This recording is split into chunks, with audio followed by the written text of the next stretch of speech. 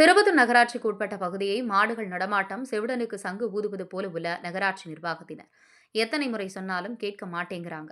சாலையில் மாநாடு நடத்தும் மாடுகள் வாகன ஓட்டிகள் அச்சமடைந்துள்ளனர். திருப்பத்தூர் நகர பகுதியில் பகல் மற்றும் இரவு நேரங்களில் முறையான பராமரிப்பு இல்லாமல் மாடுகளை உரிமையாளர்கள் அவிழ்த்துவிட்ட காரணத்தால் முக்கிய பிரதான சாலையில் கால்நடைகள் சுற்றித்திரியும் அவலம் ஏற்பட்டுள்ளது.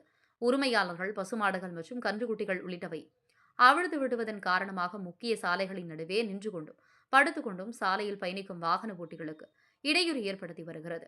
இதன் காரணமாக வாகன ஓட்டிகள் பயணிக்க முடியாமல் விபத்துக்கு உள்ளாகும் சூழ்நிலை ஏற்படுகிறது என அச்சம் தெரிவிக்கின்றனர்.